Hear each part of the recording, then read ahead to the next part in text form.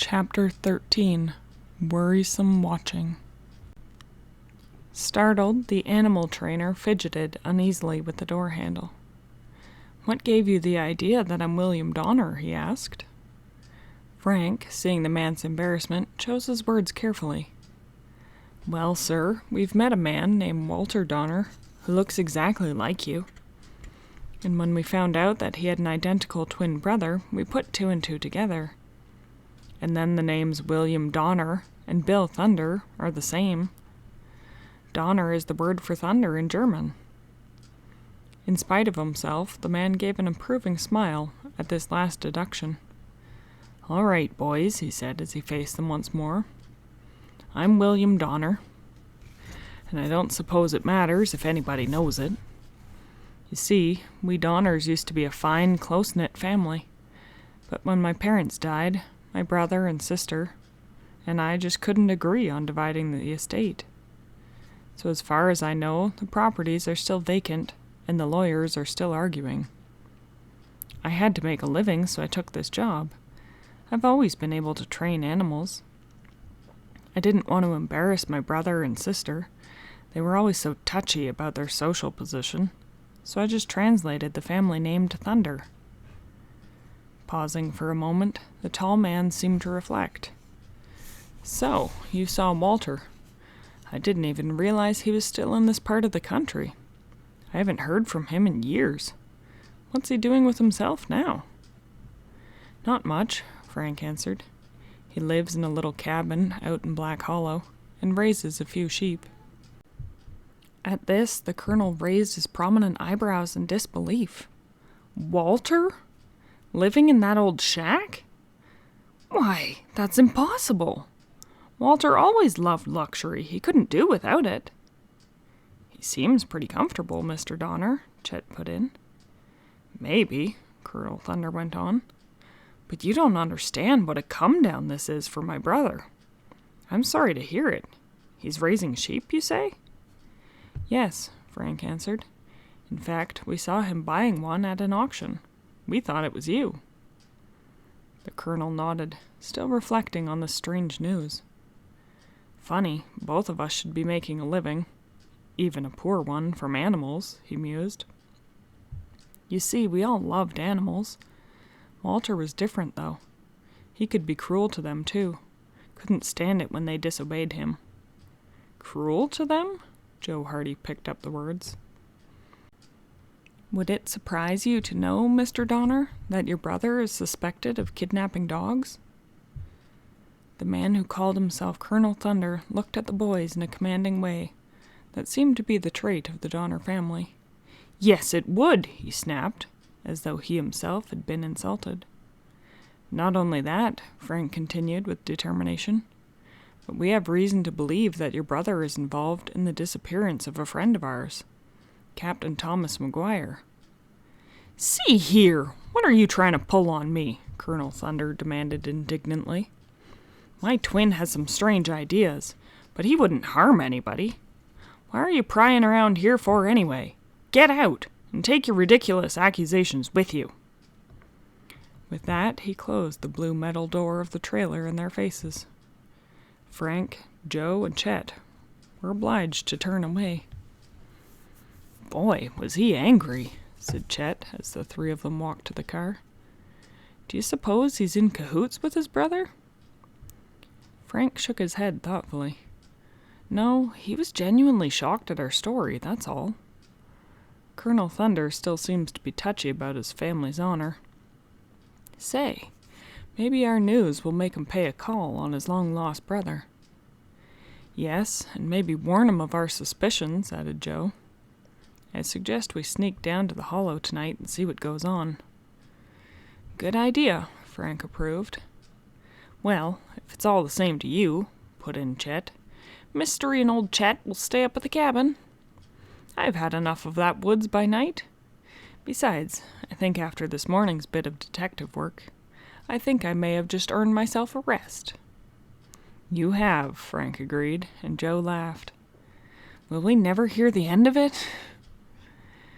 The three drove back to Forestburg.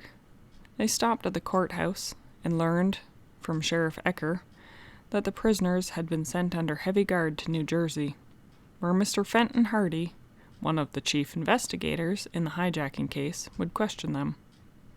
"Is that a fact?" Frank asked mildly, giving Joe a wink. "Yes, sir," declared Sheriff Ecker. "He's a real famous detective. They called in on it. You boys ever hear of him?" "Oh, now and then," Joe grinned. "Say, what are you two grinning about?" The sheriff frowned. "Hardy. Hey, isn't that your last name? Frank and Joe? No relation by chance?"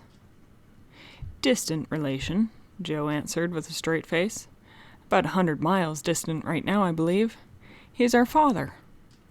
"Well, I'll be—" Words failed the stocky, good-natured sheriff for a moment, and then his face became serious again. "And what about your friend, boys? He hasn't come back yet, has he?" Joe was about to pour out their suspicions of Walter Donner, but he was stopped by a nudge from Frank. "No, Sheriff," Frank replied, "but we're working on it. We'll let you know if anything turns up." After one final stop in Forestburg, at Giller's General Store for more provisions, Frank, Joe, and Chet at last climbed into the captain's old car for the trip back to Black Hollow. "Why not tell the sheriff about Donner's being a dog napper?" Joe asked as he drove. "Because we still have to prove ourselves to Sheriff Ecker," Frank answered grimly. "Walter Donner made us look pretty incompetent in front of the sheriff. Any accusation we bring up against him is going to need more proof, no matter who our father is. Wait till we've really got the goods on Donner, and then we'll show the sheriff." To prepare for their long vigil that evening, the brothers lay down for a nap as soon as they reached Captain McGuire's cabin. At sundown, they were awakened by Chet Morton, who'd prepared an appetizing dinner. "About time for the night shift," he called. "Don't forget to put on your dark clothing." Soon a clear, cloudless sky, in which stars sparkled brightly, spread itself over Black Hollow. "The moon isn't due to rise until very late," Frank noted, as the brothers prepared for their expedition. "That gives us an advantage, since we're doing the spying." A moment later, alert and refreshed by their sleep, and fortified by Chet's meal, Frank and Joe slipped out of the back door of the little cabin. As soon as their eyes became accustomed to the darkness, they entered the woods. By now, the path into the mysterious hollow was familiar to them, even at night. They moved along the trail noiselessly, but swiftly, and without flashlights. Frank noted that it was the first time he'd not had that eerie feeling of being followed in the woods. "I suppose it's because we're in a position to do the following ourselves," he thought with a smile. The boys avoided the exposed parts of the trail entirely, moving among the denser trees instead. At length they reached the little clearing where Donner's strange cabin stood. In the complete darkness they could see nothing but an indistinct mass of rocks and logs in front of them. The little building was invisible, except for a thin orange line of light around the frame of the closed door. Cautiously, Frank led the way as close as possible to the door without exposing themselves to view of anyone else who might be in the surrounding woods. They found a suitable place and stopped to listen. The sound of voices came to them plainly from inside the cabin. Walter Donner's voice, somewhat subdued, and the thin, whining voice of Wyckoff Weber, the attorney. The Hardys were astounded. "I tell you, I've been to see Elizabeth," Weber was saying, "and she won't budge an inch." There was a sound, as if somebody was moving a chair impatiently. "Well," Donner's big voice rumbled, "I'm fed up with this life. Fed up with it. I want my share of the estate." "You don't think I'm fed up with it?" the lawyer replied irritably. "I want my money too." "Well, let's get down to business. How are things going?" When they heard this question, Frank and Joe waited breathlessly for the answer, but none came. There was a further scraping of furniture, and that was all. Didn't Donna reply? Frank wondered. Or is he showing Weber something? While the young sleuth pondered, crouching in the dark, the sudden pressure of his brother's hand roused his attention. Now Frank heard the sound of stealthy footsteps approaching through the woods along the path. From their hiding place, Frank and Joe could easily watch the break in the woods where the path entered the clearing. But though they thought they waited soundlessly, no figure appeared. A chill of suspense ran down the brothers' spines. Is it Colonel Thunder? Joe asked himself. Or Simon? Meanwhile, no further sound came from within the house either. For about 15 minutes the silence continued. The unknown intruder was no longer moving. But, the boys wondered, was he lurking in the darkness a few scant yards away from the Hardys themselves? Somebody's trailed us down here, Joe thought uneasily. And he's waiting for us to make the first move. End of chapter 13.